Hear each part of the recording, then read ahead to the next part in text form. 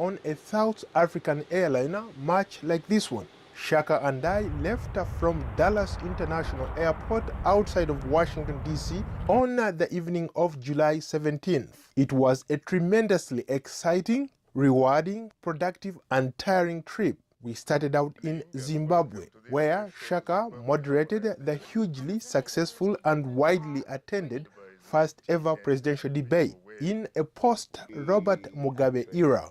The television, radio and internet broadcast was co-produced by the Voice of America and the rising Zim Papers television network.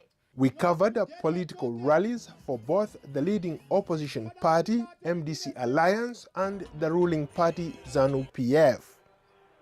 The general elections to elect the president and members of parliament were held on July 30th. On election day, Shaka visited different polling stations to witness the voting process, which was mostly peaceful. Journalists and observers were granted access to polling stations. However, deadly protests broke out after supporters of the opposition felt that the preliminary election results announced by the Zimbabwe Electoral Commission, ZEC, did not reflect their own exit poll tallying. But the final election results show that incumbent Emmerson Mnangagwa won last month's presidential election with 50.8% of the vote, while Nelson Chamisa of the MDC Alliance trailed with 44.3%. The opposition alleges that the figures were manipulated.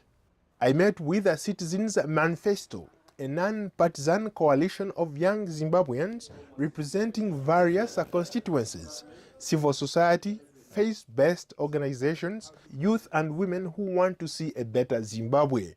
My next step was Impact Hub Harare, a co-working space where change makers, social disruptors, impact innovators, and entrepreneurs interested in solving everyday problems gather to see their startups launched. From Zimbabwe, Shaka traveled to Malawi, and his first stop was meeting Malawian journalists and a meeting with the former official hostess of the late Malawian president, Kamuzu Banda. Shaka also had a one-on-one with former Malawian President Bakili Mluzi in Blantyre.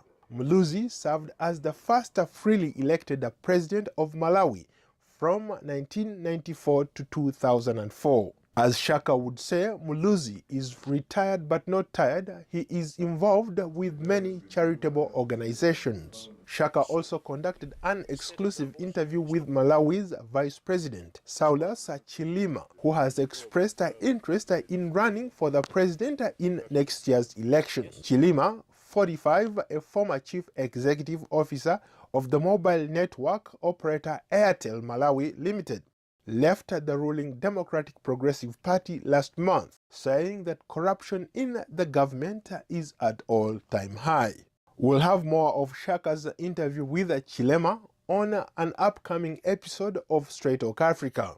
Paul Ndiho, VOA News, Washington.